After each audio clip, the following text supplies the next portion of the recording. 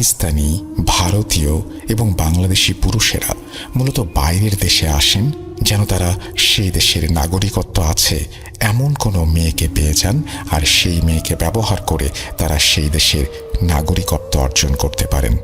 আর যখন নিজের স্বার্থ হাসিল হয়ে যায় তখন তারা সেই বেচারি মেয়েটিকে দুধের মধ্যে থাকা মাছির মতো তুলে ছুঁড়ে ফেলে দেন।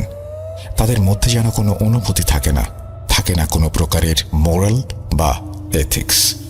তাদের মূল উদ্দেশ্য হচ্ছে শুধু নিজের কাজে অন্যকে ব্যবহার করা। এখন আপনারা ভাবছেন যে এসব আমি কেন বলছি। আমার এত কিছু বলার কারণ এটাই যে আমি নিজ চোখে দেখেছি আমার বান্ধবীর সাথে কি ঘটেছে। ওর উপর যে অন্যায় জুলুম করা হয়েছে সেই ঘটনার প্রত্যক্ষদর্শী আমি নিজে। আমি নিজের চোখে ওকে নরকের যন্ত্রণা পেতে দেখেছি। আর হ্যাঁ, আমি যে শুধু ওকে নরকের যন্ত্রণা পেতে দেখেছি তাই নয়, বরং আমি তাকে নিজের চোখে মরতেও দেখেছি। কিভাবে? শুনুন।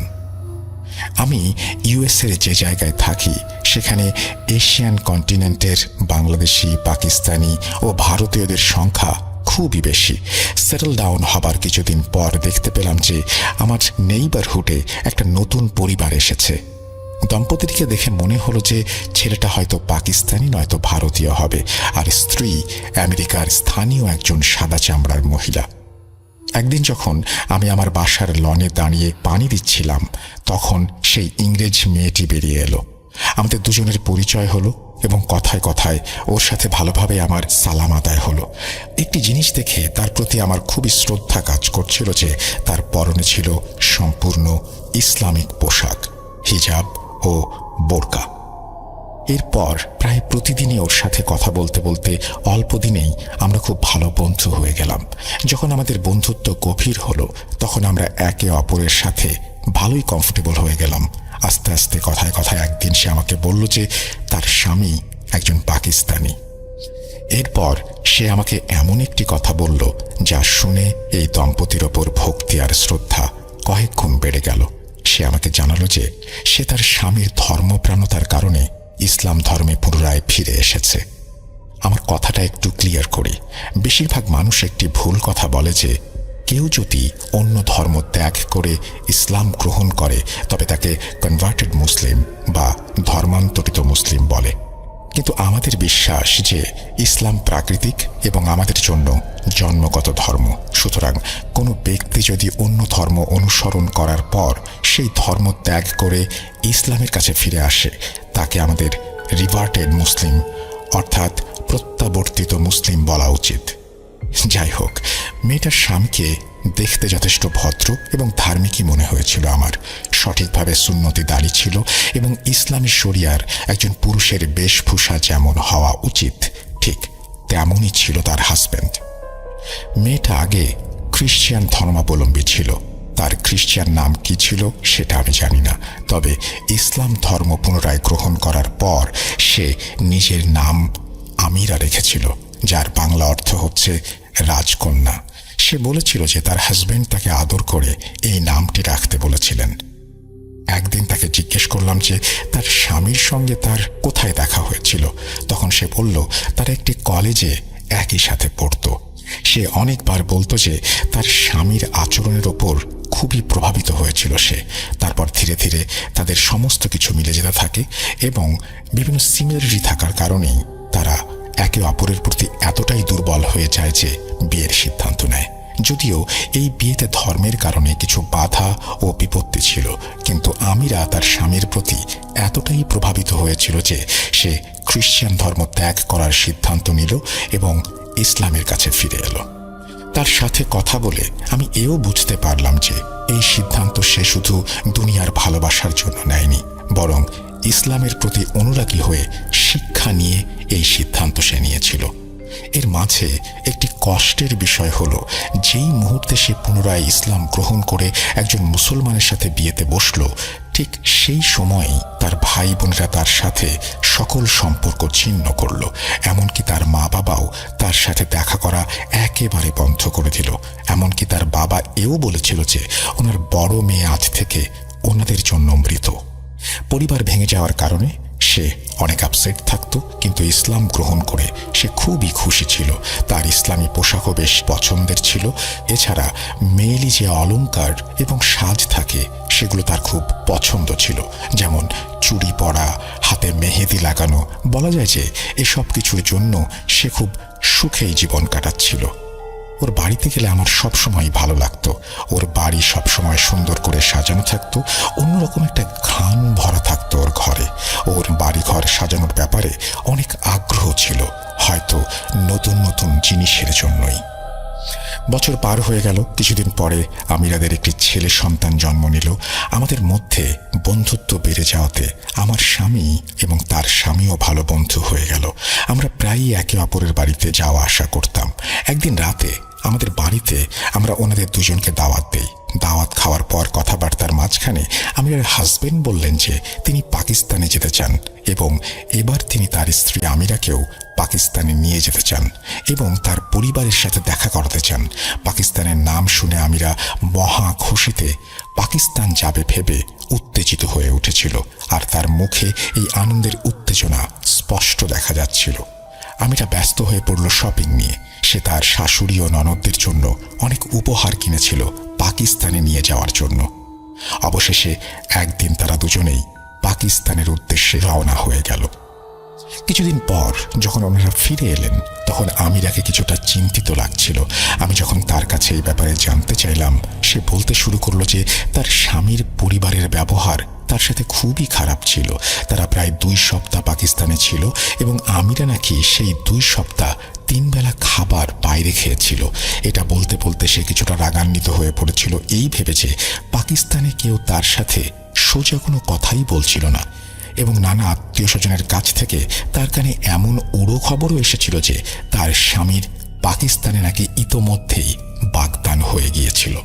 কিন্তু আমিরা যখন এই বিষয়টি তার স্বামীকে জিজ্ঞাসা করল, তিনি নাকি তখন টোটাল বিষয়টি এড়িয়ে গেলেন এবং বললেন যে আরে আমাদের এখানে মেয়েরা সাধারণত জন্মের পরেই একে অপরের সাথে কথাবার্তা পাকাপোক্ত করে ফেলে, এই সমস্ত বিয়ে শাদী নিয়ে আর কি। ওসব ছেলে মানুষই, এসব বেশি কিছু নয়, ভেবো না তুমি। যাই হোক, আমিরা ইউএস ফিরে আসার পর 3বার কনসিভ করেছিল, কিন্তু 3বারই তার মিসক্যারেজ হয়ে যায়। সাধারণত 3বার সন্তান লাভের সুযোগ হারানোতে মানুষ অনেকটাই মুষড়ে পড়ে, কিন্তু সে খুবই আশাবাদী ছিল এবং বলতো যে আল্লাহ প্রতিটি কাজে কোনো না কোনোভাবে হিকমত দিয়ে থাকেন। মাঝে মাঝে আল্লাহর প্রতি তার এত দৃঢ় বিশ্বাস এবং পাকাপোক্ত ঈমান দেখে আমি মুগ্ধ হয়ে যেতাম। এভাবেই ধীরে ধীরে প্রায় 5টা বছর কেটে যায়। ইতোমধ্যে আমিরার হাজব্যান্ড গ্রিন কার্ডও পেয়েছেন। গ্রিন কার্ড পাওয়ার পরে তারা আবারও একবার পাকিস্তানে যাবার সিদ্ধান্ত নিলেন।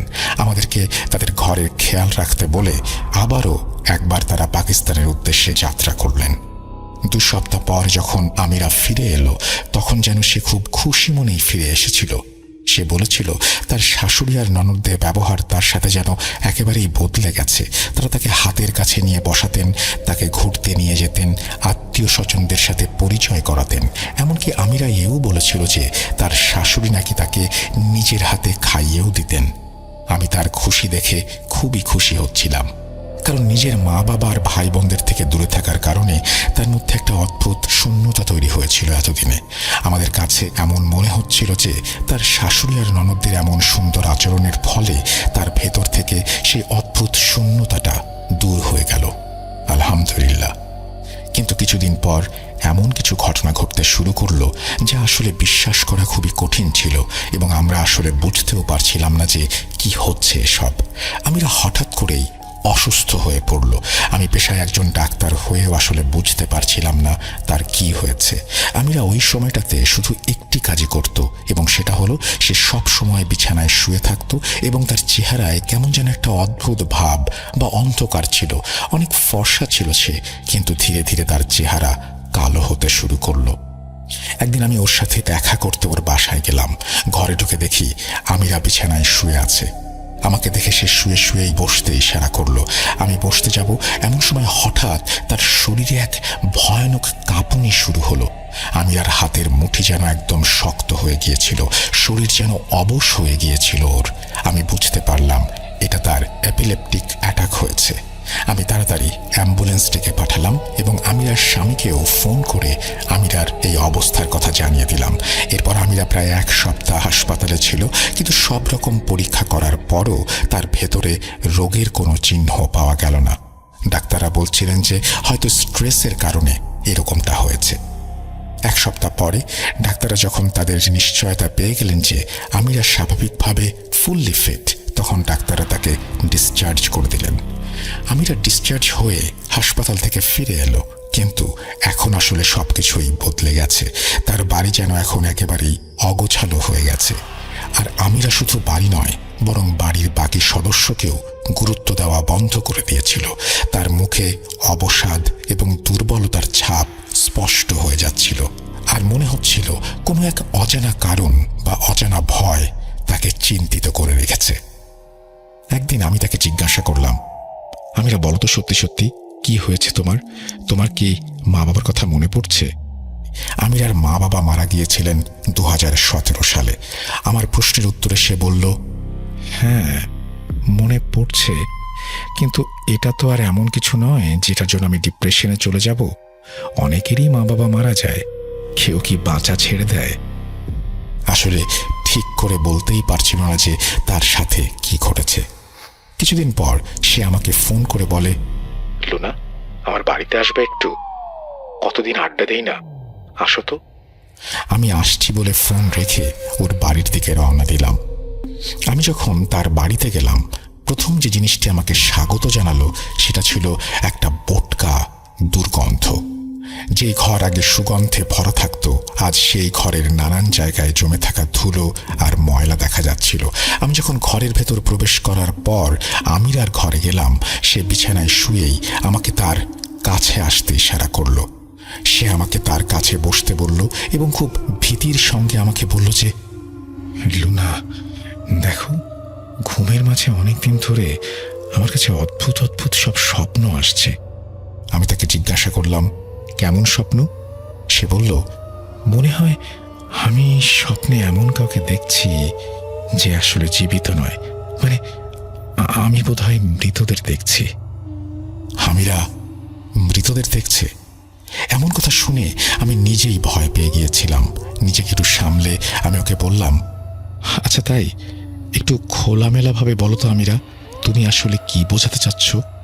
সে বলল, আমার আত্মীয় স্বজন যারাই মারা গেছেন তারা সবাই আমার স্বপ্নে আসে।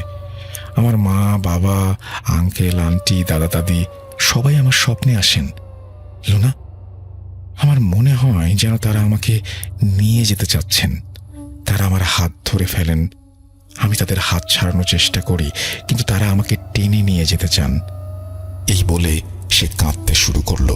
তার মুখে সব কথা শুনে আমারও ভয় লাগছিল, কিন্তু আমি আপনাদের বলতে চাই যে এই বিষয়ে আমি কি বুঝতে পারছিলাম। আমার মনে হচ্ছে যখন থেকে সে পাকিস্তান থেকে ফিরে এসেছে, ঠিক তখন থেকেই তার ওপর কিছু একটার নজর লেগেছে। পাকিস্তানে গিয়ে সে অনেকের সঙ্গে দেখা করেছে, আত্মীয়দের সঙ্গে। কে জানে তাদের মধ্যে কতজন হিংসুক হয়ে গেছেন ওর খুশি দেখে। আর এমনিতেও আমি ছোট থেকেই বড়দের কাছ থেকে নজরের কথা শুনেছি, কিন্তু জাদু টোনার বিষয়ে তখনও আমার কোনো ধারণাই ছিল না। আমি আমিরাকে সবসময় বলতাম, আমিরা আসলে তোমার উপর কারো নজর লেগেছে।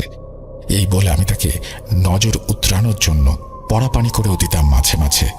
এক রাতে আমি আমার স্বামীকে বললাম, চলো আমিরা আর তার পরিবারকে একদিন রাতে দাওয়াত দেই, অনেকদিন হয়ে গেছে ওরা আসেন আমাদের বাসায়। আমার স্বামী বললেন, হ্যাঁ ঠিক আছে, রবিবার রাতে দাওয়াত দাও তাহলে ওনাদের। আমি সেই দিন আমি তাদের বাড়ি গিয়ে ওনাদের দাওয়াত দিয়ে এলাম। যথারীতি রবিবারে তারা আমাদের বাড়িতে এসে পৌঁছালো। তারা আসলে আমাদের প্রতিবেশী ছিলেন, আমাদের ঘরের দেয়ালগুলোও পাশাপাশি ছিল। তারা পরিবার নিয়ে এলেন ঠিকই, কিন্তু আমিরার চেহারায় একটা বড় সমস্যা ছিল। সমস্যাটা আসলে এমন ছিল যে ওর মুখে হাসি ছিল, কিন্তু মনে হচ্ছিল যেন সে জোর করে হাসছে। সে যেন তার কষ্টটা লুকানোর জন্য কঠিন চেষ্টা করছে, কিন্তু পারছে না। চা নাস্তা করার কিছুক্ষণ পর, আড্ডা দেওয়ার পর আমরা সবাই খাবারের টেবিলে চলে এলাম। যখন আমরা খাবার খেতে শুরু করলাম, তখন আমরা একটা অদ্ভুত দৃশ্য দেখলাম। আমিরা 2 হাতে খাবার খাচ্ছিল। তাকে দেখে আমার কিছুটা ভয় লাগছিল। সে যেভাবে খাচ্ছিল সেটা 2 হাতে একসাথে লোকমা বানিয়ে সেই লোকমা একসাথে খাচ্ছে। তার স্বামী তার দিকে একটু নজর দিচ্ছিলেন আর লজ্জিত বোধ করছিলেন, কিন্তু মনে হচ্ছিল যে আমিরা যেন তার নিজের মধ্যে নেই। আমাদের সামনে বসে বসে সে 3-4 জনের খাবার একা খেয়ে ফেলল। আমি তার স্বামীকে যে কোনো একটা অজুহাতে অন্য ঘরে ডেকে নিয়ে গেলাম এবং জিজ্ঞেস করলাম, ভাইজান, আমিরার কি হয়েছে? এভাবে কেন খাবার খাচ্ছে ও? আমার প্রশ্ন শুনে আমিরার হাজবেন্ডের মুখে প্রবল বিরক্তির ছাপ। উনি বললেন যে ও আসলে পাগল হয়ে গিয়েছে, সবসময় আমারও মাথা খারাপ করে রাখে, আর ভালো লাগে না এই যন্ত্রণা।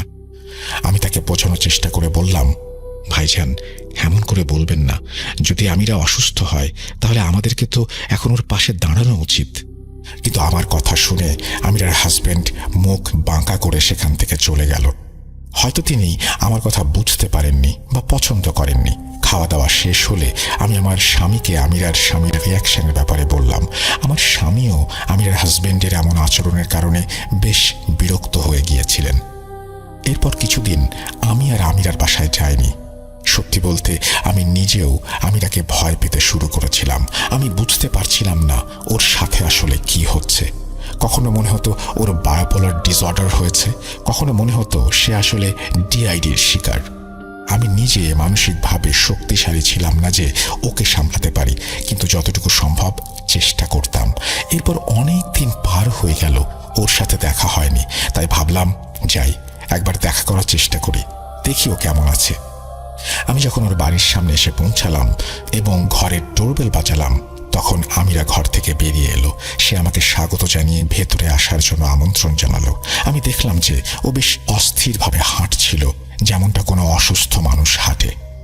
আমি তার কাছে গিয়ে জিজ্ঞেস করলাম, তোমার শরীর তো আরো খারাপ হয়ে গেছে, তুমি তো মনে হয় খাবার দাবারের কোনো খেয়ালই রাখছো না। সে বলল, আমার ক্ষুধা তো অনেক বেড়ে গেছে, কিন্তু দুর্বলতা তো কমার নামই নিচ্ছে না। আমি ওর সাথে ঘরের ভেতর চলে এলাম এবং আমরা টিভি লাউঞ্জে গিয়ে বসলাম।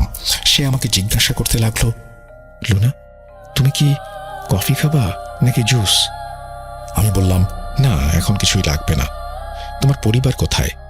সে জানলো যে তার স্বামী অফিসে গিয়েছে আর তার ছেলেটা ওপরের ঘরে খেলছিল। আমি তাকে তখন জিজ্ঞাসা করলাম, আমিরা, আসলে তোমার হয়েছেটা কি? যদি কিছু হয় তাহলে আমার সাথে শেয়ার করতে পারো। আমি এমনি আন্দাজে বলছি। তুমি কি কোনো রকম ডিপ্রেশনের শিকার? সে বলল, হ্যাঁ, আমি ডিপ্রেশনের শিকার, আর মাঝে মাঝে নিজেকে রিল্যাক্স করার জন্য আমি মেডিসিনও খাচ্ছি। আমি তাকে জিজ্ঞাসা করলাম, বলো তো, তোমার ডিপ্রেশন আসলে কিসের জন্য? কি এমন আছে যা তোমাকে দুশ্চিন্তায় ফেলে দিয়েছে? সে বলল, তোমাকে বলেছিলাম না, স্বপ্নে মৃত মানুষ আসে, তারা আমাকে জোর করে কবরের দিকে নিয়ে যেতে চায়। আর কিছুদিন ধরে তো বাড়িতে শ্যাডো দেখতে পাচ্ছি। মনে হচ্ছে কানেও কিছু শুনতে পাচ্ছি, যেমন ছায়াগুলো হয়তো কথা বলছে। আর আমার মনে হচ্ছে কোথাও হয়তো কোনো ঘন্টা বাজছে আর কেউ আমাকে ডাকছে।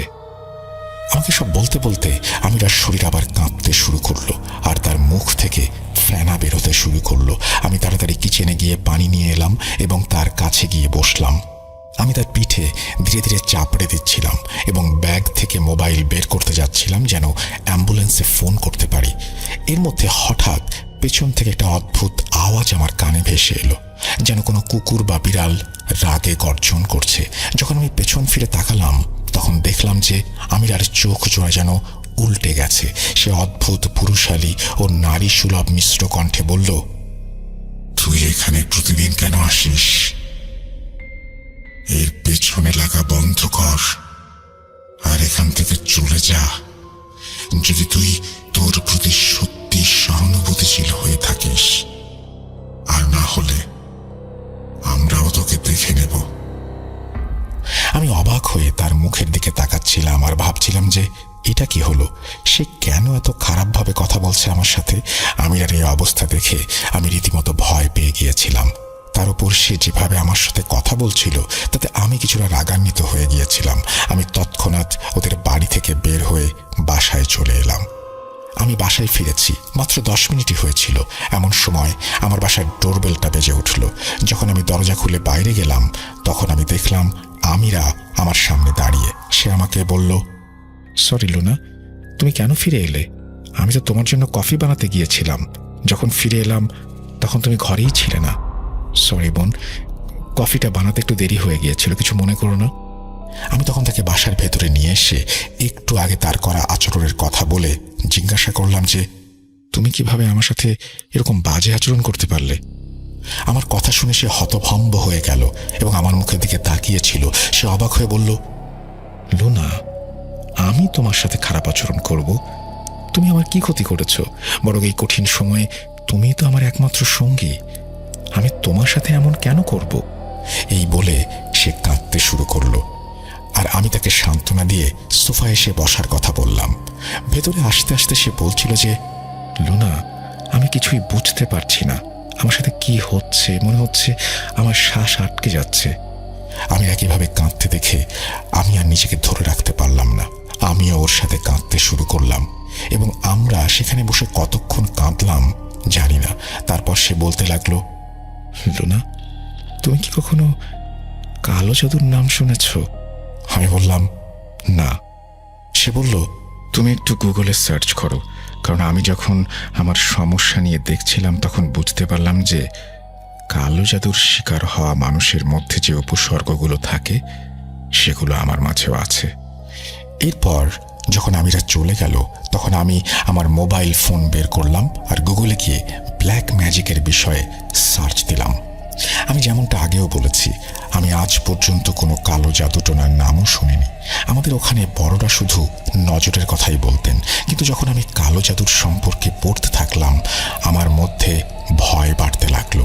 পাশাপাশি আমি এটাও বুঝতে পারলাম যে আমিরার সাথে সত্যিই হয়তো কোনো কালো জাদুর বিষয় আছে, কারণ তার মধ্যে যে অকারণে ডিপ্রেশন হচ্ছিল, তার 3টা সন্তানও মারা গেছে মিসক্যারেজের কারণে।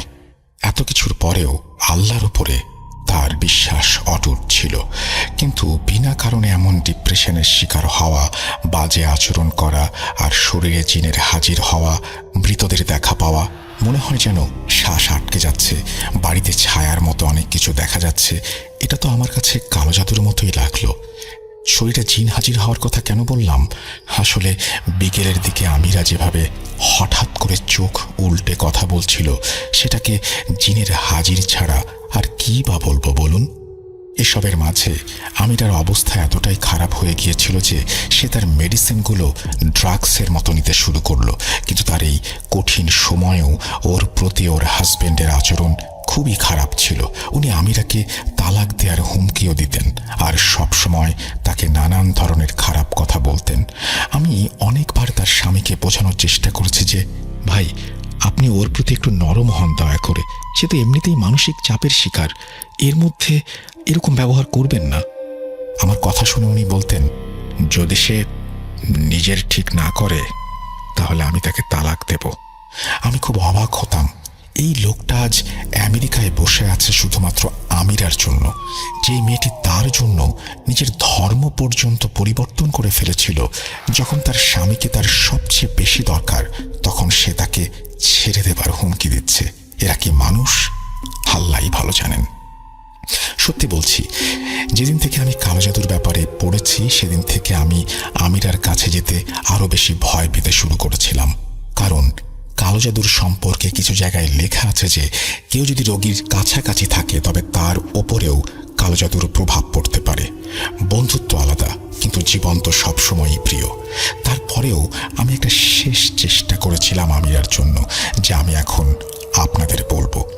কিন্তু তারপর আমার আর সাহস হয়নি যে আমি আমার বন্ধুর জন্য কিছু করি। আমিরাকে সাহায্য করার জন্য আমি ইন্টারনেট খুঁজে দেখলাম আমাদের শহরে ইসলামিক সেন্টার কোথায় আছে। ইসলামিক সেন্টারের ঠিকানা বের করে পরের দিনই আমি আমিরাকে নিয়ে সেখানে চলে গেলাম।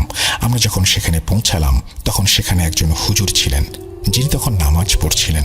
আমরা দুজনেই বাইরে ওনার জন্য অপেক্ষা করতে লাগলাম। যখন তিনি বাইরে এলেন তখন তিনি খুব ভদ্রভাবে আমাদের সাথে দেখা করলেন। আমি আমার বান্ধবীর সম্পূর্ণ পরিস্থিতি ওনাকে খুলে বললাম। আমার কথা শুনে উনি কিছুক্ষণ ভাবলেন এবং বললেন যে ওনার এক বন্ধু আছেন যিনি এই কালো জাদু কাটানোর কাজ করেন, মানে নুরানি চিকিৎসা করেন।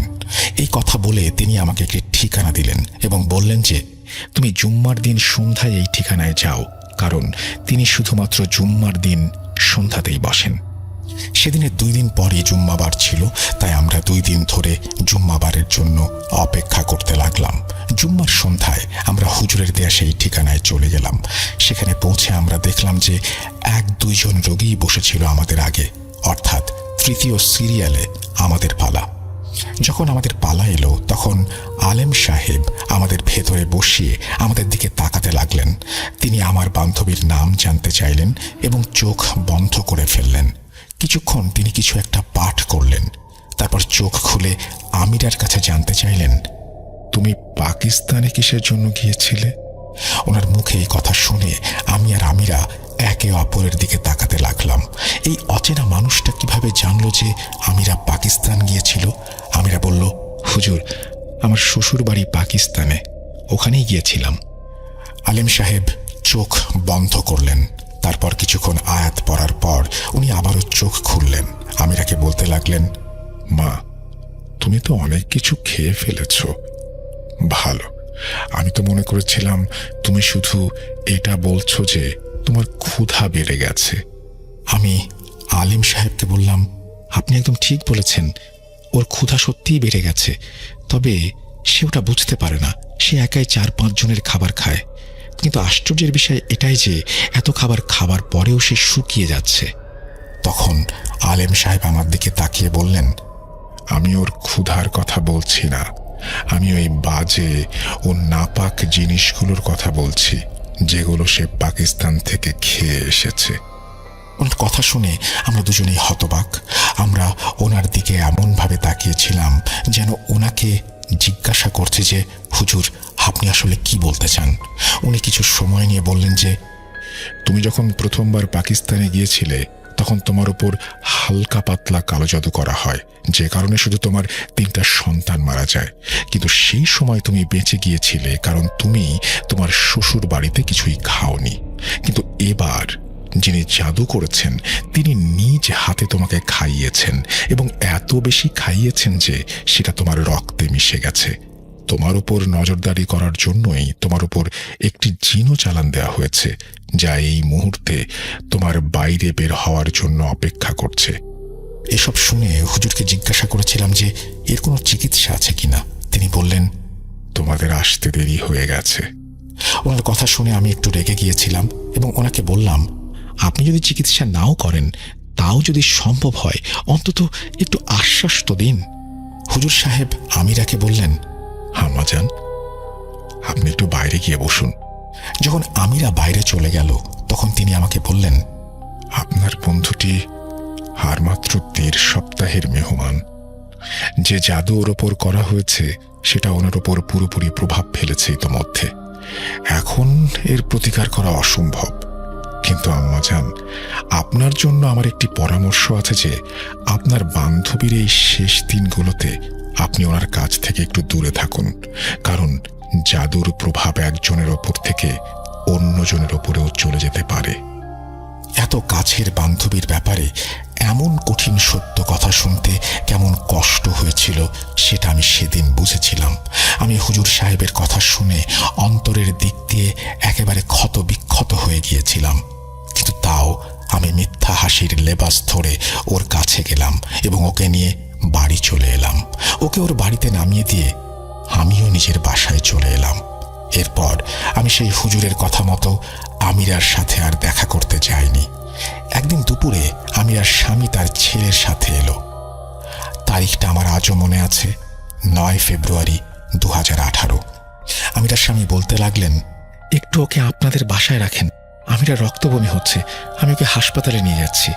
আমি ভাবলাম, এই হুজুর সাহেব তো 1-1.5 সপ্তাহের কথাই বলেছিলেন, কিন্তু আমার প্রিয় বান্ধবী তো মাত্র 3 দিনের মাথাতে আল্লাহর ডাকে সাড়া দিয়ে ওনার কাছে চলে গেল। ওই 3 দিন নাকি তার লাগাতার বমি হচ্ছিল। তার মৃত্যুর পর তার স্বামীও ছেলেকে নিয়ে সেই ঘর ছেড়ে চলে গেলেন। কিন্তু যেহেতু আমাদের কিছু কমন ফ্রেন্ডস ছিল, সেহেতু তাদের কাছ থেকেই খবর পেলাম যে আমিরার স্বামী তার পাকিস্তানের বাগদত্তাকে বিয়ে করেছেন এবং তাকে নিয়ে বর্তমানে আমেরিকাতে অবস্থান করছেন। আজ আমার মনে হয় তার স্বামীও হয়তো এসব কিছুতে জড়িত ছিল। সে জানতো তার পরিবারের লোকজন কেমন। সে নিজেও তার পাকিস্তানি বাগদত্তাকে বিয়ে করতে চেয়েছিল।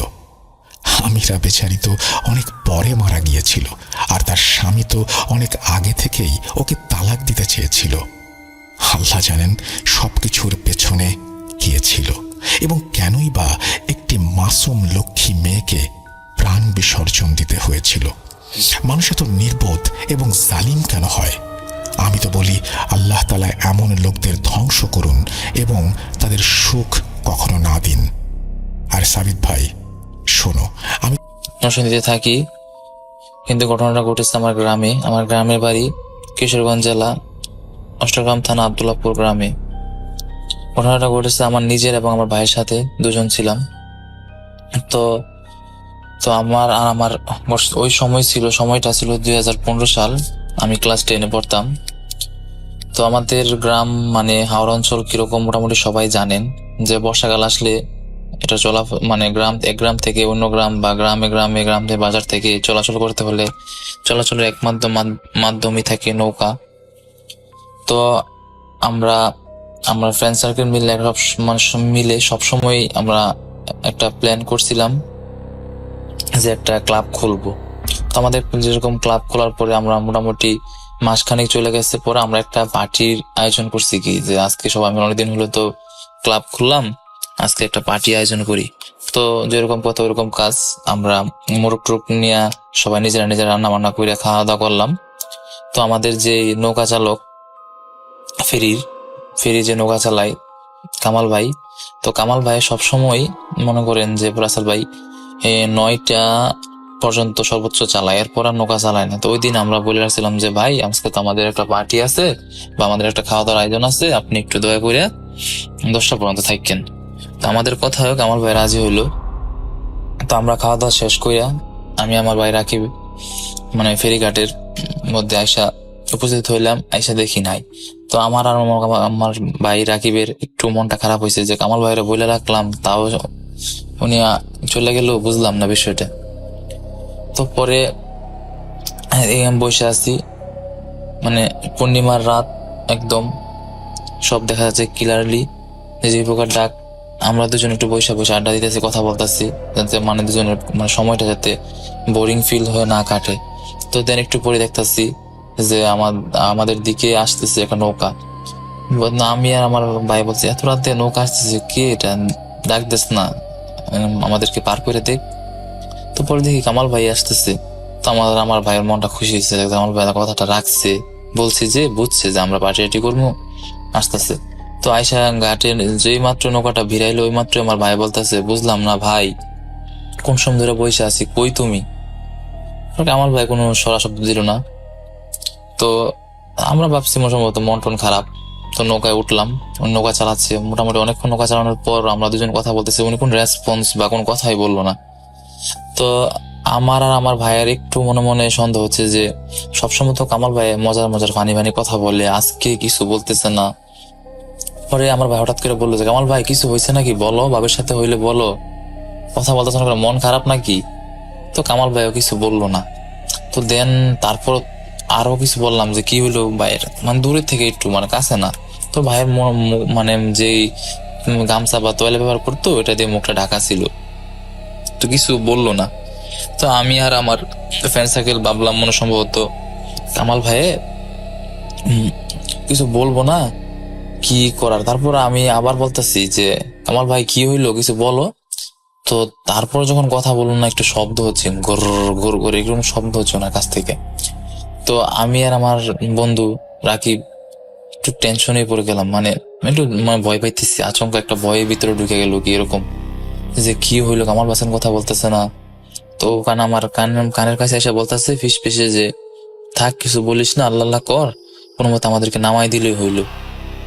তো কামাল ভাই যে জায়গার মধ্যে বসছিল, প্রথমে তো বললাম পূর্ণিমার রাত, মানে একদম সব ক্লিয়ারলি দেখা যাচ্ছে। তো ওনার জায়গাটা যেন কেন যেন মনে হচ্ছে যে মানে আচমকা একটু কালো একটা মানে ধোঁয়ার মতো হয়ে যাচ্ছে, অন্ধকার অন্ধকার হয়ে যাচ্ছে জায়গাটা। সব জায়গায় দেখতেছি ক্লিয়ার আছে, এই জায়গাটা যেন অন্ধকার হয়ে যাচ্ছে একটু অন্যরকম। তো আস্তে আস্তে আস্তে আস্তে দেখলাম মানে আস্তে আস্তে অন্ধকার হয়ে একটা মানে অবয়ব সৃষ্টি অবয়বের মতো হয়ে গেল। তো আমরা মাসাল ভাই, বিশেষ করে আমি আমার আমার ভাই বা ফ্রেন্ড সার্কেল ফ্রেন্ডই বলেন রাকিব, আমরা দুজনের মধ্যে কেউ বুঝতে ছিলাম না এরকম কিছু দেখবো।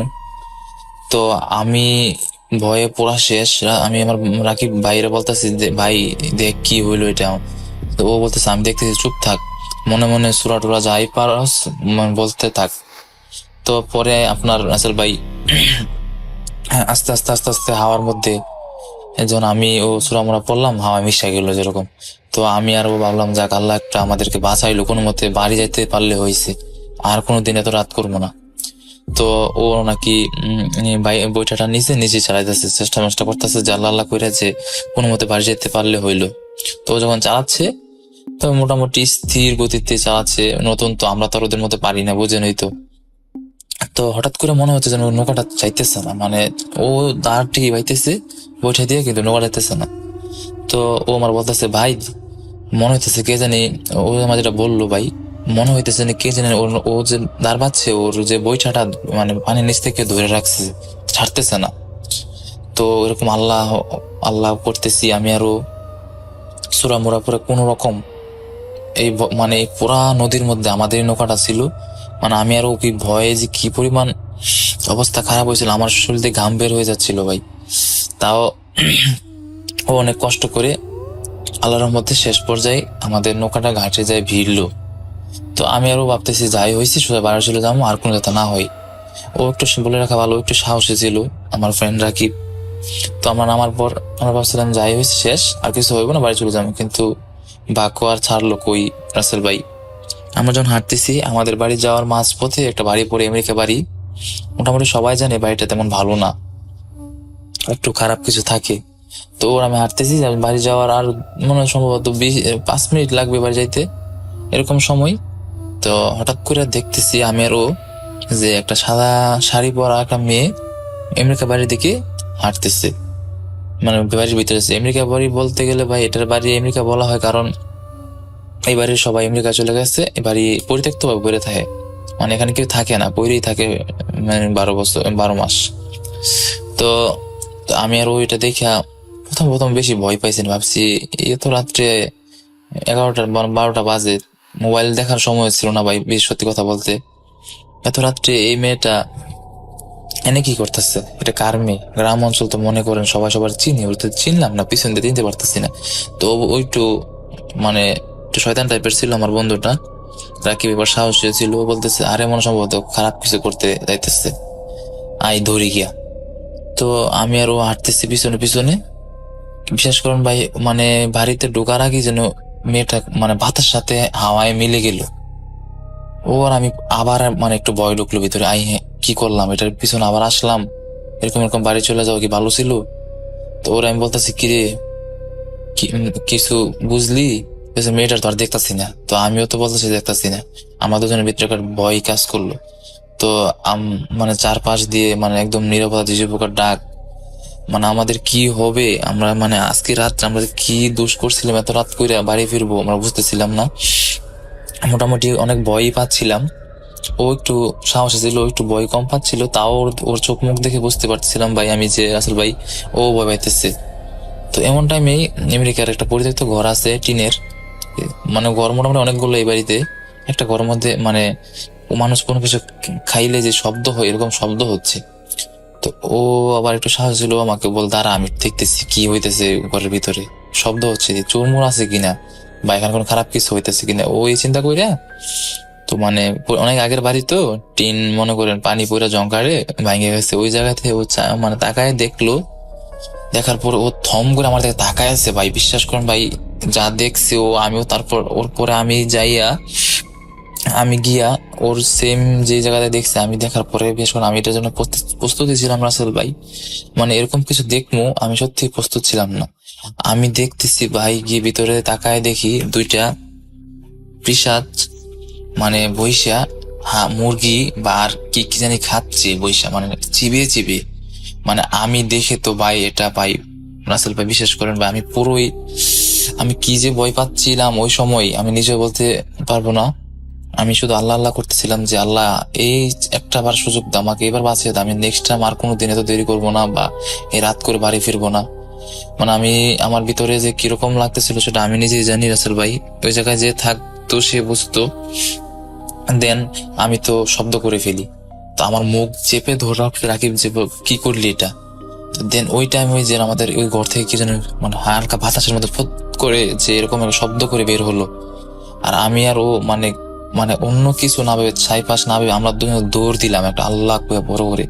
দৌড়তে দৌড়তে দৌড়তে আমার মনে হচ্ছে আমার পিছনে আমার সাথে কেউ দৌড়তেছে, মানে যেমন 3টা কুকুর দৌড়তেছে। মানে পিশাচগুলো আমার মনে হচ্ছিল যেটা যে কুকুর রূপে আমাদেরকে তাড়া করতেছে।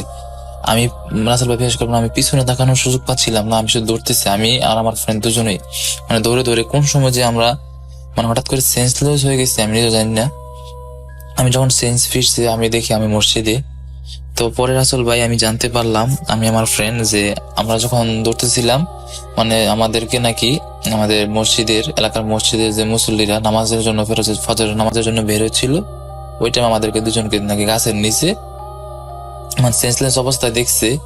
তো দেন ওনারা আমাদেরকে নিয়ে এই মসজিদে নিয়ে আমাদেরকে রাখছে, পরে আমাদের এই জ্ঞান ফিরছে। এই ছিল ভাই আমার ঘটনা। যার কারণে তারা তাদের সাথে রাতে কি ঘটে এটা তারা প্রথম প্রথম প্রথম যখন তারা গিয়েছিল তখন তারা বুঝতে পারে না। তো এভাবে কিছুদিন যায়, কিন্তু কিছুদিন যখন হয় তারা যখন পরিস্থিতিটা বুঝতে পারে, পরিবেশের সাথে নিজেকে খাপ খাইয়ে নেয়, তখন তারা অনুভব করে বা বুঝতে পারে যে রাত্রেবেলা তাদের রুমে কেউ একজন নক করে। তো এটা ছিল খুবই ভয়ঙ্কর, কারণ রাত্রে 2টা থেকে 3টার দিকে কেউ আপনার রুমে নক করছে, আবার আপনার পাশের রুমের কেউ না। এটা আসলে একটু অন্যরকম ব্যাপার। তো প্রথম টাইম আমার চাচা যে রুমে থাকতো সেই রুমে ঘটনাটি ঘটেনি, ঘটে তার পাশের রুমে। তো পাশের রুমে ঘটার পর তারা উঠে, তারা রুমে 7জন লোক ছিল, 3জন ছিল পাকিস্তানি, 3জন ছিল ইন্ডিয়ান, আর একজন ছিল বাংলাদেশি। তো এই 7জন লোক ছিল রুমের ভিতরে। তো তারা উঠে আসতে পাকিস্তানি যে 3জন ছিল ওরা ছিল একটু সাহসী, ওরা বললো আচ্ছা ঠিক আছে, বললো যে তোমরা তো ভয় পেয়েছো, ঠিক আছে আমি দেখছি। তো একজন পাকিস্তানি গিয়ে দরজাটা আস্তে করে খুলে দেখে যে বাহিরে কেউ নাই এবং লাইট অফ, করিডোর ছিল, করিডোরের লাইট ছিল অফ। তো পাকিস্তানি কি করে, করিডোরের লাইট অন করে সে দেখতে পায়। তো সেটা দেখার জন্য সে প্রস্তুত ছিল না মোটেও রাসেল ভাই। তো তিনি দেখতে পেয়েছিল, বর্ণনা দিয়ে আপনাকে, একটা মেয়েকে। তো মেয়েটা ছিল এরকম যে তার চুলগুলো ছিল এলোমেলো, তার হাত পা ছিল অনেক লম্বা, তার শরীর দিয়ে রক্ত পড়ছে। তো এরকম ছিল তার এই মেয়েটি। তিনি দেখতে পায় ওই মেয়েটি সিঁড়ি দিয়ে নিচে নেমে যাচ্ছে, এবং ওই বিল্ডিংটি ছিল রাসেল ভাই 4তলা বিল্ডিং দিয়ে, বিল্ডিং এর 3rd ফ্লোরে আমার চাচারা থাকতো। তো দেখতে পায় যে ওই মেয়েটি নিচের দিকে নেমে যাচ্ছে। তো এটা দেখে পাকিস্তানি যে লোকটি ছিল তিনি একটু সাহসী ছিলেন, এর জন্য তিনি ভয় না পেয়ে সোয়াটুরা যা পারে তা পরে আস্তে করে তাদের রুমে প্রবেশ করে বলেন না, অন্যদেরকে বলেন না বাড়ি কিছু নেই, সমস্যা নেই, শুয়ে পড়ো। তো তিনি এটা দেখে ওইদিনকার রাতে যতই হোক সাহসী হোক, কিন্তু তার ভিতরে একটা ভয় কাজ করছিল। তো তিনি সেটা দেখতে মানে অনুভব করতেছিল যে তার আশেপাশে কেউ আছে, প্যারানর্মাল কিছু আছে, তিনি অনুভব করছিল, যার কারণে তিনি রাতের বেলা ঘুমাতে পারেননি। তো রাতে ঘুমাতে না পারার কারণে তিনি সকালবেলা যখন ডিউটিতে যান তখন তার কাজ করতে অনেকটা অসুবিধা হচ্ছিল। তখন তার কালিগরা যখন জিজ্ঞেস করে যে তুমি কেন এরকম করতেছো, তোমার শরীর কি খারাপ? তিনি বলেন না, কোনো সমস্যা নেই, তখনও তিনি ঘটনাটি কারোর সাথে শেয়ার করেন না। তো পরবর্তী রাতে যখন এই আমার চাচা যে রুমে থাকতো সেই পাশের রুমে আগের দিন ঘটনাটি ঘটেছিল, তো পরের দিন আমার চাচার ওই যেই রুমে থাকতো সেই রুমে ঘটনাটি ঘটে। সেই রুমে ছিল 6 জন, আর 4 জন ছিল বাংলাদেশি আর 2 জন ছিল ইন্ডিয়ান। তো 4 জন বাংলাদেশি যে ছিল ওদের মধ্যে আমার চাচা ছিল একটু সাহসী। তো তিনি আগের দিন ওই রাত্রের ঘটনাটি যেহেতু জানতেন না, যেহেতু পাকিস্তানি শেয়ার করেননি, তো তিনি কিছুটা অনুভব করতে পেরেছিলেন যে ওই বিল্ডিং এ কিছু একটা সমস্যা আছে। সেটা অনুভব করতে পেরেই তিনি উনিকে রাত্রে ঘুমাননি। তিনি ওয়েট করতেছিলেন যাতে কেউ তার দরজায় নক করুক এবং তিনি এই সুযোগটি পান যাতে তিনি বাইরে যেতে চান।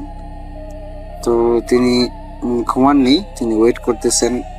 যখন ঠিক রাতের 1:40 তখন তাদের রুমে একটা নক হয় তাদের দরজায়।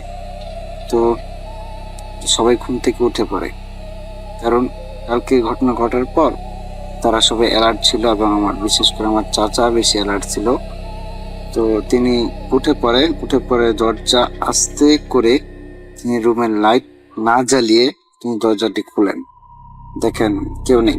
তখন তিনি রুমের লাইট জ্বালান, তারপর বাইরে গিয়ে তিনি করিডোরে লাইট জ্বালান। তো আমার চাচা যেটা দেখেছিল সেটা দেখার জন্য তিনি একেবারে প্রস্তুত ছিলেন না, কারণ পাকিস্তানি লোকটি দেখেছিল একজন মহিলা বা একজন মেয়ে, কিন্তু আমার চাচা দেখে যে একজন ছেলে, যে যুবক বয়সী। তো সে যে কনস্ট্রাকশন সাইটে যে আসল ভাই, যে কনস্ট্রাকশন সাইটে দেখবেন যে কর্মীরা এক ধরনের কাপড় পরে থাকে, বিশেষ পোশাক নীল কালারের। তো ওই পোশাক পরা এবং তার হাতটি ছিল অনেক লম্বা, তার নখ অনেক বড় এবং তার পাও ছিল উল্টো, তার পায়ের পাতাগুলো ছিল উল্টো এবং সেই অবয়বটি বা সেই জিনিসটি তার দিকে না তাকিয়ে সোজা হাত ছিল। তো তিনি যেহেতু সাহস ছিলেন, তিনি আয়াতুল কুরসি পরে নিজের বুকে ফু দেন এবং রুমের ভিতরে এসে তাদের যে কালিগ ছিল ওদেরকে রাত্রেবেলা কিছু বলেন না। তো পরের দিন সকালে উঠেই তিনি তার কালিগদের সাথে ঘটনাটি বলেন যে এরকম তিনি দেখেছিলেন। তো এটা শোনার পর তাদের কালিগরা খুবই ভয় পেয়ে যায়। তো ভয় পাওয়ার পর তারা ওই দিনকার মতো কাজে চলে যায়, তারা যে যার মতো কাজে চলে যায়। তো ঘটনাটি ঘটার পর আমার চাচা যখন শেয়ার করে তখন ঘটনাটি তাদের পুরো বিল্ডিং এ ছড়িয়ে পড়ে যে আমার চাচা এই বিষয়টি দেখেছে। তো তার পাশের রুমে যে পাকিস্তানি লোকটি দেখেছিল ওই মেয়েটিকে, তো আমার চাচার ঘটনা শেয়ার হওয়ার পর ওই পাকিস্তানি লোকটিও তার ওই ঘটনাটি শেয়ার করে। তো শেয়ার করার পর পুরো বিল্ডিং জানাজানি হয়ে যায় এবং বিল্ডিংটি যেহেতু 4 তলা ছিল, তাই ওই 4 তলার যে উপরের তলা, একবারে সবার উপরের তলা, ওখানে কেউ থাকতো না, মূলত 3 তলাই ওয়ার্কার্সরা থাকতো। তো তারা অনেকদিন যাবৎ এটা নিয়ে একটু গবেষণা করতেছিল যে ওই জায়গায় কোনো ঝামেলা আছে কিনা।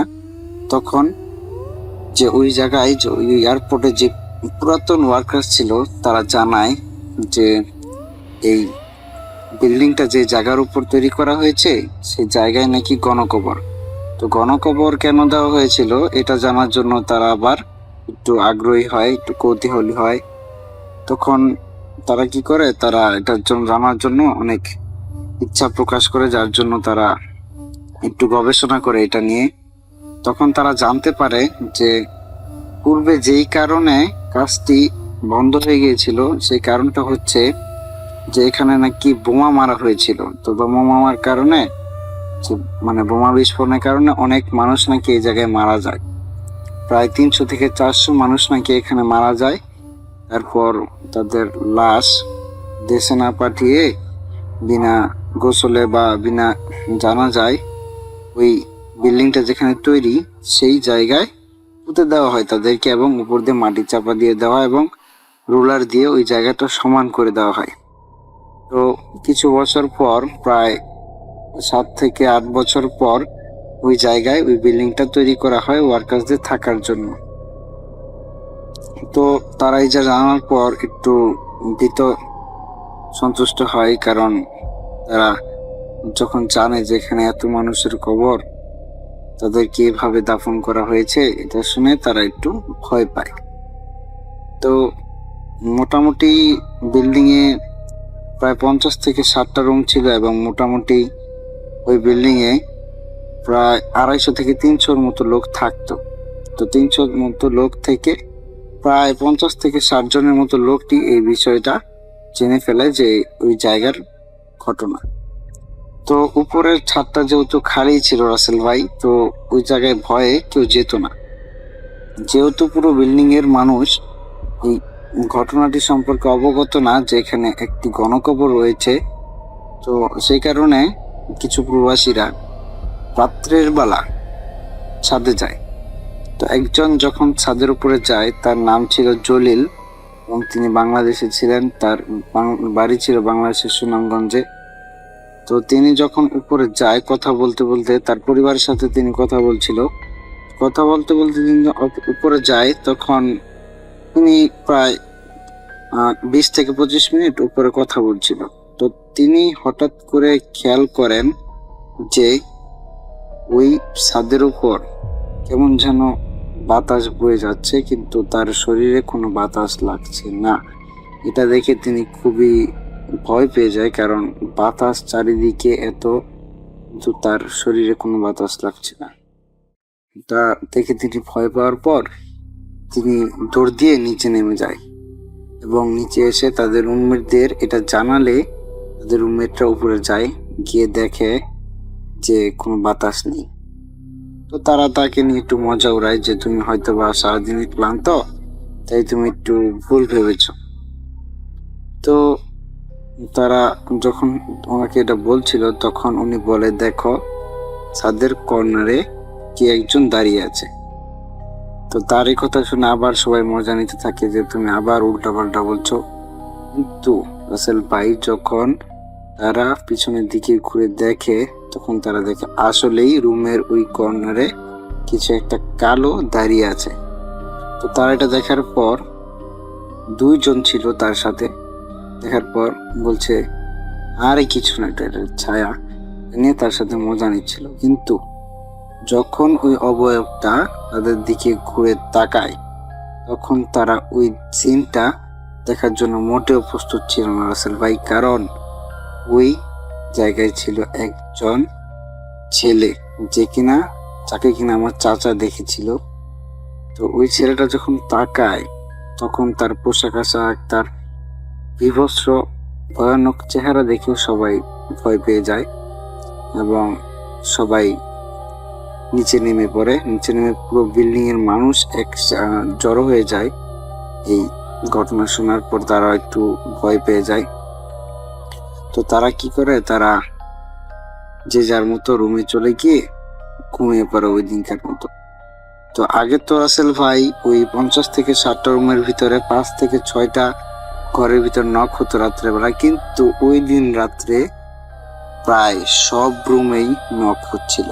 তখন তারা প্রচন্ড ভয় পেয়ে যায়, এবং তাদের যে ইনচার্জ ছিল তাকে কল দেয় এবং জানায় বিষয়টি। তাদের ইনচার্জ জানতো যে এই জায়গায় এরকম ঘটনা ঘটতে পারে, কারণ তিনি এই গণকবর সম্পর্কে আগে থেকে অবহিত ছিল। তো তখন তিনি বলে যে না, সমস্যা নেই, তোমরা ঘুমিয়ে পড়ো, ওটা কিছু না। তো তিনি এটা সম্পূর্ণ অ্যাভয়েড করে দেয়, কিন্তু তারা খুবই ভয় পাচ্ছিল। তো তারা ভয়ে ভয়ে ওই দিনকার মতো রাতটা পার করে দেয়। তো পরের দিন কি, ওই রাত্রিবেলা ওই বিল্ডিং এ শুতে রাজি না, প্রায় 250 থেকে 300 লোক বিল্ডিং এ শুতে কেউই রাজি না। তখন যাই হোক, অনেক কোম্পানির জোরাজোরিতে তারা ওই জায়গায় থাকতে বাধ্য হয়। অনেকটাই বাধ্য হয়ে তারা যায় ওই দিনকার রাত্রে। তো ওই দিনকার রাত্রে যাওয়ার পর তারা যে যার রুমে প্রবেশ করে, এবং উপরে যে ছাদ ছিল ওই ছাদের ডোরটি লক করে দেয়, যাতে কেউ ছাদের প্রবেশ করতে না পারে, ছাদে উঠতে না পারে। তারা লক করে নিচে চলে আসে, এবং যে যার মতো নিচে রুমে গিয়ে ঘুমিয়ে পড়ে। তো যখন আনুমানিক রাত 4টা বা তার একটু আগে বা 3টা এরকম টাইমে তারা একটি শব্দ শুনতে পায়, যেটা ছিল ছাদ থেকে। তো আমার যে চাচা ছিল তিনি শব্দটা পরে শুনতে পেয়েছিল, কারণ তিনি ক্লান্ত ছিল, ঘুমাচ্ছিল। তো তার রুমমেটরা শব্দটা আগেই শুনেছিল। তো তারা শব্দ শুনে পরে যাওয়ার জন্য সিদ্ধান্ত নেয়, কারণ অনেক জোরে জোরে শব্দ হচ্ছিল, মনে হচ্ছিল বিল্ডিংটা কেউ কাঁপাচ্ছে বা বিল্ডিং এর উপর কেউ নাচছে, তাদের ছাদ পুরোটা কাঁপছে, এরকম ফিল হচ্ছিল তাদের। তো তারা সিদ্ধান্ত নেয় যে উপরে যাবে, যা হওয়ার হবে দেখা যাবে। তো মোটামুটি 50 থেকে 60 জন লোকের মতো তারা উঠে পড়ে ঘুম থেকে, আর বাকিরা তখন ঘুমাচ্ছিল। তখন এত মানুষ যখন ঘুম থেকে উঠে পড়ে, তখন সবাই একটু সাহস পায় যে না, এখন যাওয়া যায় উপরে। তো সবার আগে আমার চাচা ছিল উপরে যাওয়ার জন্য, কারণ তার কাছে ডোরের লকের চাবি ছিল। তো সে যখন চাবি দিয়ে ডোরটা ওপেন করে এবং ভিতরে যায়, তখন দেখে যে অনেক হাওয়া বইছে ওই ছাদের উপর দিয়ে এবং কিছু দেখা যাচ্ছে না, কিন্তু ওই ছাদের যেই ধুলাবালিগুলো ছিল, ওই ধুলাবালি ওই ছাদের উপর দিয়ে অনেক গড়াগড়ি খাচ্ছে এবং নাচছে, এরকম মনে হচ্ছে। তো তারা এটা দেখে খুবই ভয় পায় এবং দৌড়ে নিচে চলে আসে এবং পুরো বিল্ডিং এর মানুষকে সেটা জানায়। তো ওই দিন রাত্রে আর কেউ ঘুমায় না, কিন্তু তারা যখন সকালবেলা তাদের কাজে যাওয়ার জন্য বের হচ্ছিল, তখন তারা সকালে যখন তারা তাদের বিল্ডিং এর মেইন গেট দিয়ে বের হয়, তখন দেখে যে তাদের ওই বিল্ডিং এর সামনে পাক্কা 7টা লাশ। তো এটা রাসেল ভাই তারা দেখার পর খুবই ভয় পেয়ে যায় এবং দেখে যে তাদের লাশের এরকম মাথা নেই। তো এটা দেখার পর তারা আরো ভয় পেয়ে যায়। ভয় পাওয়ার পর তারা আর কোনো মতেই কেউই বিল্ডিং এ রাত্রে থাকার জন্য রাজি হয় না। তো আবার বিল্ডিং এর যে ওনার ছিল, মানে কোম্পানি, তো কোম্পানি ওনাদেরকে অনেক প্রেশার করেছিল যাতে ওনারা থাকে, কিন্তু তারা কেউই থাকতে চায়নি। তারা যে যার মতো অন্য জায়গায় চলে গিয়েছিল। রাত্রে একজন পার্সনও ওই বিল্ডিং এ যায়নি থাকার জন্য। যাই হোক, এটা দেখার পর যখন তারা অনেক ভয় পেয়ে যায়, তখন তারা যে যার মতো তাদের কাজে চলে যায় এবং তারপরে খবর পায় যে তাদের ওই 7টা লাশ যখন যে পুলিশ টিম রেস্কিউ করতে যায় বা 7টা লাশ দেখতে যায় ঘটনাস্থলে, তখন তারা গিয়ে কোনো লাশই দেখতে পায় না। তো তখন তারা যখন এটা জানতে পারে, তখন তারা আরো অনেক ভয় পেয়ে যায়। তো ভয় পাওয়ার পর তারা আর কোনো মতেই ওই এয়ারপোর্টের ভিতরে কাজ করার জন্য কোনোভাবে রাজি হয় না। তো না হওয়ার কারণে তাদের কোম্পানি তাদেরকে অনেক প্রেসার ক্রিয়েট করে, যাতে, কারণ কোম্পানিও তাদের ভিসা দিয়ে বাংলাদেশ থেকে দুবাইতে নিয়েছে, তাদের তো কোম্পানির তো একটু খরচ আছে, এই জন্য তারা একটু কোম্পানি একটু চিন্তিত হয়ে পড়ে যে এতজন লোক 250 থেকে 300, এদিকে কি করা যায়। তারপর কোম্পানির সিদ্ধান্ত নেয় যে তাদেরকে অন্য জায়গায় থাকার একটি ব্যবস্থা করে দিবে। তো কোম্পানি যখন তাদেরকে অন্য জায়গায় থাকার ব্যবস্থা করে দেয়, তখন তারা ওই জায়গায় থাকতে রাজি হয়। তো তারা 250 থেকে 300 লোক আবারও এরকম একটা বিল্ডিং তাদের জন্য রেন্ট করা হয় 5 তলা। তো তারা ওই জায়গায় থাকতে শুরু করে। তো ওই বিল্ডিং এ যখন তারা উঠে, তো যে যার মতো রুমে যায়। তো সেই বিল্ডিং এ আবার লিফট ছিল, যা আগের বিল্ডিং এ ছিল না, শুধু সিঁড়ি ছিল। তো বিল্ডিং এ লিফট থাকাকালীন সবার জন্য একটু সুবিধাই ছিল, কিন্তু যখন 2-1 জন লোক লিফটটি উদ্বোধন করতে যায়, মানে ফার্স্ট উঠতে যায়, তখন তারা ভিতরে প্রবেশ করার পর যখন তারা গ্রাউন্ড ফ্লোর থেকে 3rd ফ্লোরে উঠতে যাবে, তখন তারা দেখে যে তাদের লিফট একটি মাঝামাঝি ফ্লোরে আটকে গেছে। তারা টেকনিক্যাল সমস্যা মনে করে, আর কিছু মনে করে না। আর কিছু মনে না করার কারণে তারা কল দেয়, সিকিউরিটিকে কল দিয়ে জানায় বিষয়টি।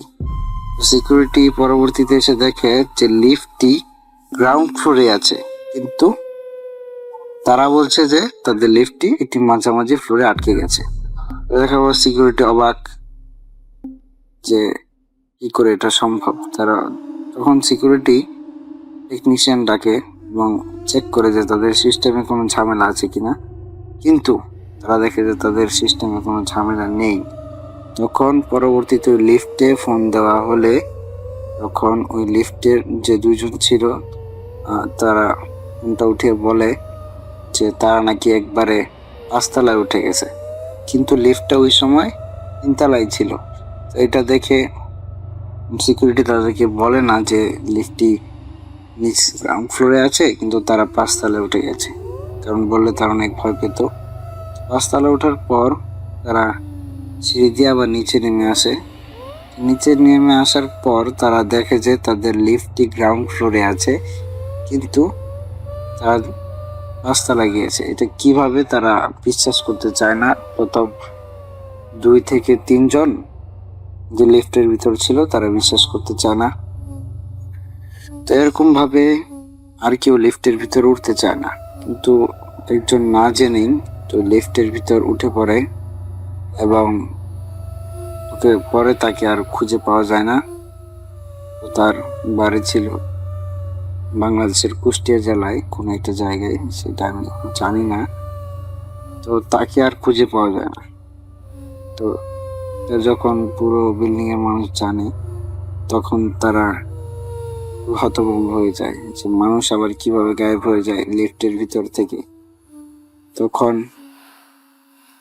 তারা অনেক ভয় পায় এবং তারা ওই বিল্ডিংটি ছাড়তে বাধ্য হয়, কারণ একটা মানুষ জলজন্ত গায়েব। তখন তারা তাদের পাশের একটি মসজিদের ইমাম সাহেবের কাছে যায়। তো তারা ইমাম সাহেবটি ছিল আবার ইন্ডিয়ান, যার কারণে তারা হিন্দিতে কথা বলতে পারছিল এবং বুঝাতে পারছিল ওই ইমাম সাহেবকে। ইমাম সাহেবকে তারা জানায় যে এরকম।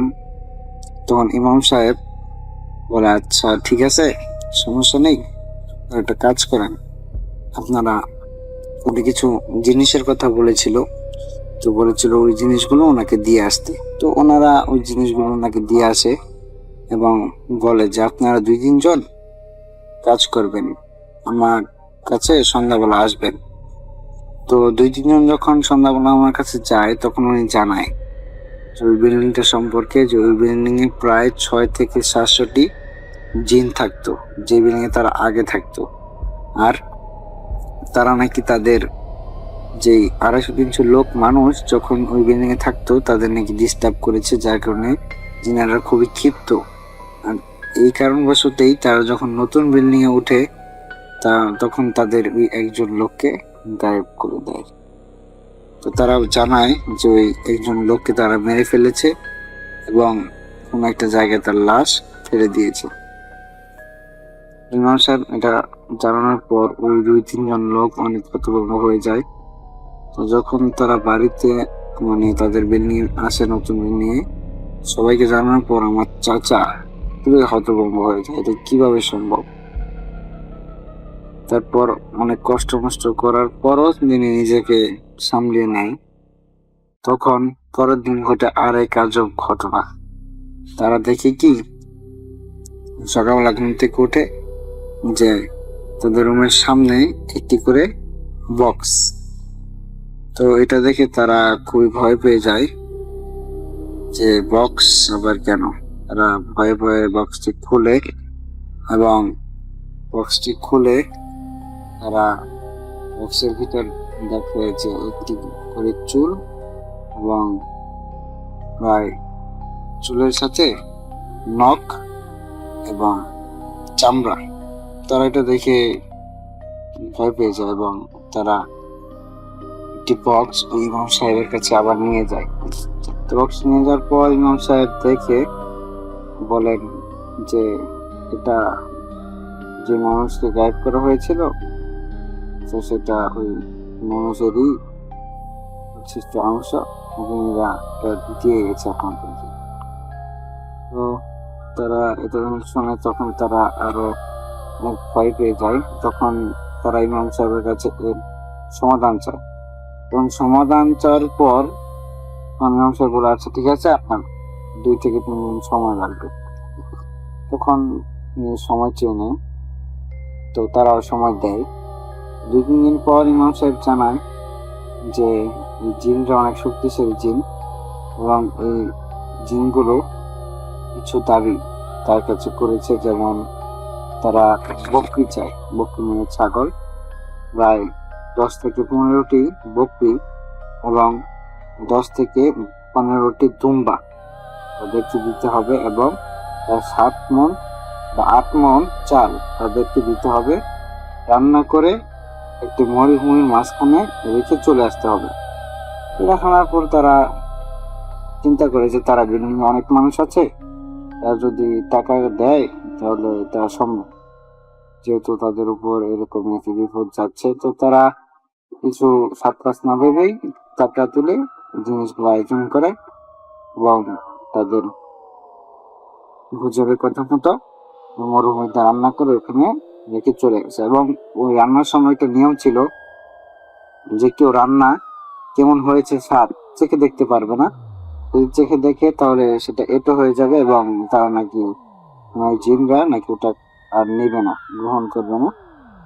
এটা একটা নিয়ম ছিল রান্নার। তো যখন তারা রেখে এসে পড়ে, তখন প্রায় 7 থেকে 8 ঘন্টা পর তারা যখন যায়, গিয়ে দেখে যে পাতিল খালি, তো তারা খালি পাতিলটাই আবার নিয়ে আসে। তো জিনেরা যখন এই ভোগটা গ্রহণ করে, পরবর্তীতে তারা জানায় যে তারা তাদের সাথে আর কিছু করবে না। তো পরবর্তীতে আর কোনো কিছু ঘটেনি, কিন্তু ওই যে একজন মানুষ গায়েব হয়ে গিয়েছিল, তাকে তারপরে খুঁজে পাওয়া যায়নি, তার লাশও খুঁজে পাওয়া যায়নি। তার বাংলাদেশের আবাদে থাকি, আবার আসির অঞ্চলগুলোতে অনেক পাহাড় থাকে, দেখা গেছে অনেক খালি জায়গা। আসির অঞ্চলগুলোয় পাহাড় দিয়ে মানে পরিপূর্ণ, সম্পূর্ণ পাহাড় এখানে। তো রাসেল ভাই, আমার আজকের ঘটনাটা হচ্ছে যে আপনার মসজিদ কেন্দ্রিক আর কি। আমি যেখানে থাকি আর কি, ওইখানের পাশে একটা মসজিদ আছে। মসজিদটা হচ্ছে যে এক পাকিস্তানি, আমাদের পাকিস্তানি না, ও হচ্ছে যে এক ইন্ডিয়ান ভাই, ওইখানে নামাজ পড়ায়, 5 ওয়াক্ত নামাজ পড়ায় উনি। মাশাআল্লাহ, ওনার কোরআন তেলাওয়াত অনেক সুন্দর। তো রাসেল ভাই, এখানে হচ্ছে কি ঘটনাটা হচ্ছে যে ওর বাসাটা, যে ইমাম সাহেবের বাসাটা কিন্তু মসজিদের সাথেই অ্যাডজাস্ট করা। আমি ওর মসজিদটা একটু বর্ণনা দিই, ওর বাসাটা একটু বর্ণনা দিই। ওর মসজিদটা হচ্ছে যে আপনার করা, যেখানে অজু করে, অজুর ঘর বাদ দিয়ে অজু রুমটাতে ঢুকে, মানে যে অজুর যে খালি জায়গাটা আছে ওইখান দিয়ে ঢুকে তার রুমে যাইতে হয়। তো ও কি করে, নামাজ শেষ হওয়ার পরে প্রত্যেক দিন এই সেম সমস্যাটা হয়। নামাজ শেষ হওয়ার পরে আপনার ও রুমে যায় আর কি, অজু করার যে বাথরুম আছে, অজু করার যে জায়গাগুলো আছে, এগুলা সব মানে অফ করে, দরজা আছে অফ করে বন্ধ করে তারপরে রুমে যায় একসাথে আর কি। অজু করার রুম, বাথরুম গুলা, আর হচ্ছে যে ওর রুম, 2টা রুম সাথে একসাথেই।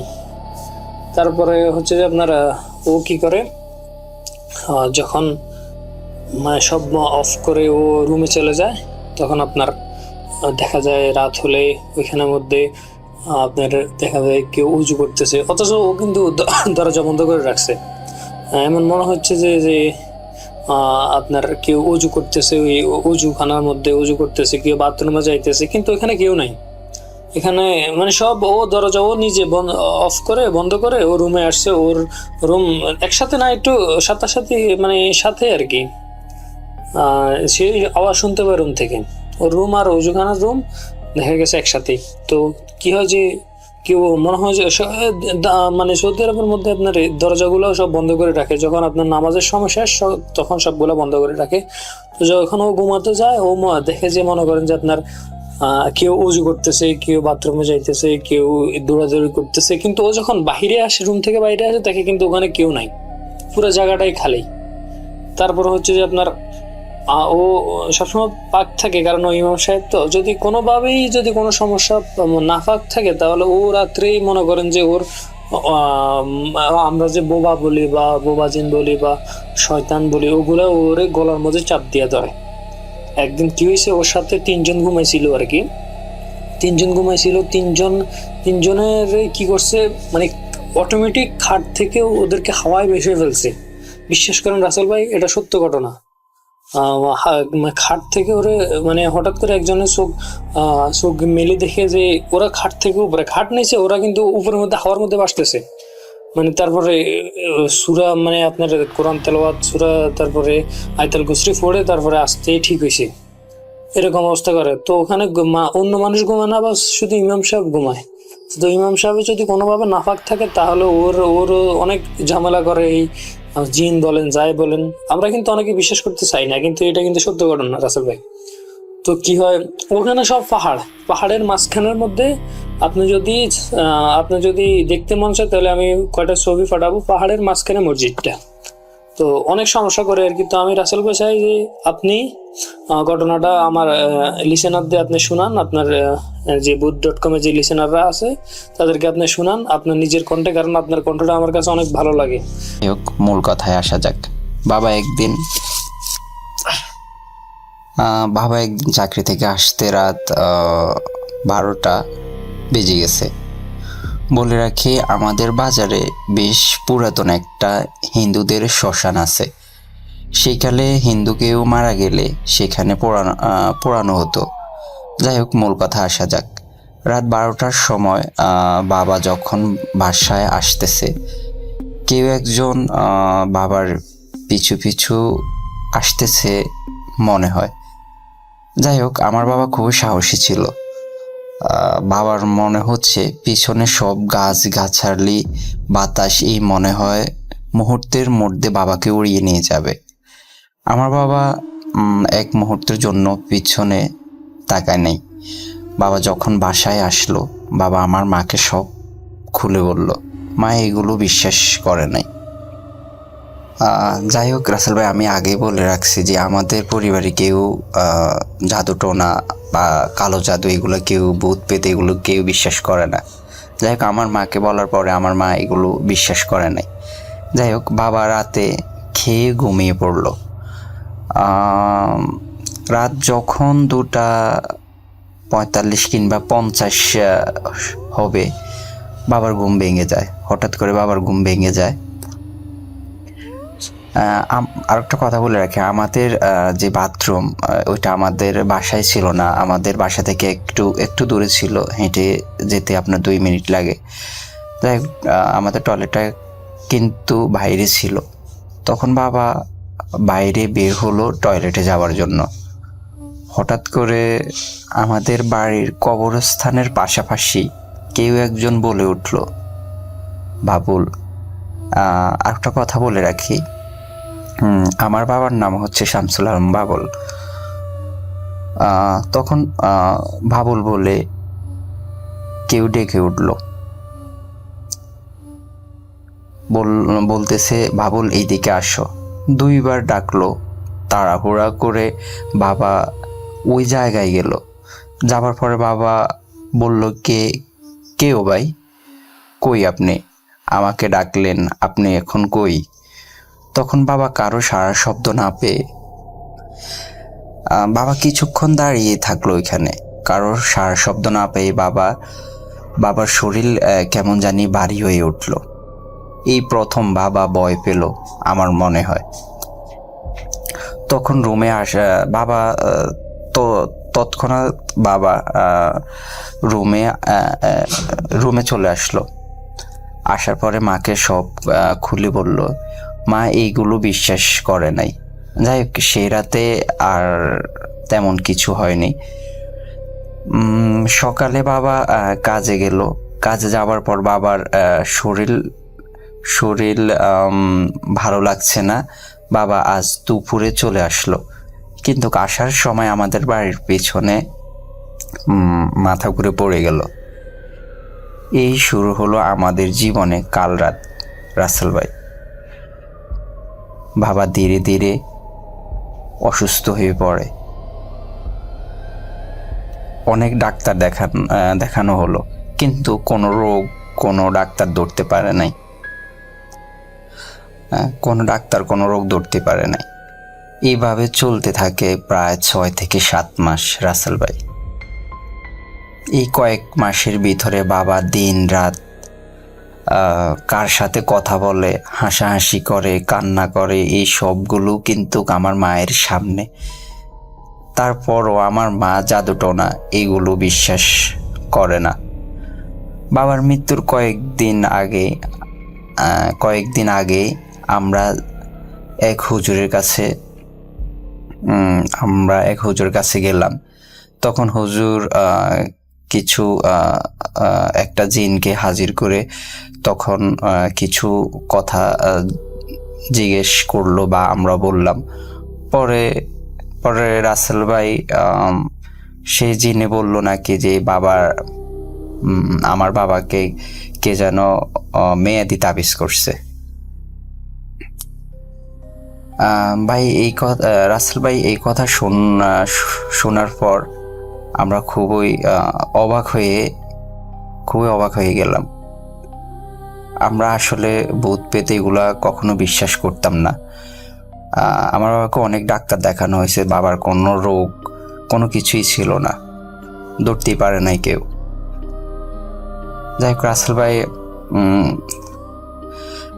এই কথা শুনলে আপনিও অবাক হয়ে যাবেন। আমার বাবার মা উনি তার ছেলের জন্য কালো জাদু করলো, মেয়াদি তাবিজ করলো। বাবা দিন দিন অবস্থা খারাপ হয়ে যাচ্ছে। পরে আমরা এক হুজুরের কাছে পরে আরেকজন হুজুরের কাছে গিয়ে এইসব জানতে পারি। আমরা আরেকটা হুজুরের কাছে যাই যে এগুলো আসলে সত্যি কিনা। আমরা কিন্তু এখনো বিশ্বাস করি না রাসেল ভাই এগুলো। যাই পরে আবার কিছু জিনের মাধ্যমে আসলে কিছু কথা বলছিল। বলার পরে তারপরে আমার মা একটু বিশ্বাস করতেছে যে আসলে তো সত্যি এরকম কিছুই হচ্ছে। তখন হুজুর বলল বাবাকে বাঁচানোর আর তেমন বেশি সময় নেই। আর হুজুর বলল বাবাকে মারার জন্য আম গাছ, তাল গাছ, মাছের শরীরে তাবিজ বেঁধে দিয়েছে। বাবা মরে যাওয়ার 10 দিন আগে বাবার ক্যান্সার ধরা পড়ে। আমরা তার ভিতরে বাবার শরীর একটু বেশি খারাপ হয়ে গেছিল। তখন আমরা বাবাকে হসপিটালে আবার ভর্তি করাই। তখন ওনার পেটের ভিতরে ক্যান্সার ধরা পড়ে। পেটের ভিতরে সব নাকি পৌঁছে গেছে। বাবা কিছু খাইতে পারে না, কিছু খেলে বমি আসে, এগুলো হচ্ছে বাবার সাথে। তখন আমরা ডাক্তার কাছে আবার ওনাকে ভর্তি করে হাসপাতালে। পরে এটা জানতে পারি। রাসেল ভাই, এই কথা শুনলে আপনিও অবাক হবেন। এই 10 দিনের ভিতরে বাবা বেশি মারা গেছে। বাবা মরে যাওয়ার 4 দিন পরে আমাদের বাড়ির সামনে একটা তাল গাছ আছে, সেটা মরে যায়। আমাদের ঘরের সামনে একটা আম গাছ আছে, সেটাও মরে যায়। রাসেল ভাই, আসলে এগুলো দেখে আমরা সত্যি অবাক হয়েছি। ওই হুজুর যা যা বলছে বা জিনের মাধ্যমে যা যা বলা হয়েছে সবগুলো সত্য হয়েছে। কিন্তু ওই সময় আমাদের হাতে আর সময় ছিল না যে বাবাকে বাঁচানোর। তো আসলে আমরা কখনো এগুলো বিশ্বাস করতাম না। কিন্তু যে পৃথিবীতে যে মানুষ এতটা নিকৃষ্ট হতে পারে, নিজের গর্ভধারণী মা নিজের ছেলের জন্য তাবিজ করতে পারে, আসলে রাসেল ভাই এইটা আমার মনে হয় যে পৃথিবীতে একটা বিরল ঘটনা। যাই হোক রাসেল ভাই, আমি আসলে আমার মুখ দিয়ে কথা আসতেছে না। তার ভিতরে যদি কোনো ভুলভ্রান্তি হয়ে থাকে আপনি ক্ষমার চোখে দেখবেন। বাবাকে তো আর ফিরে পাবো না,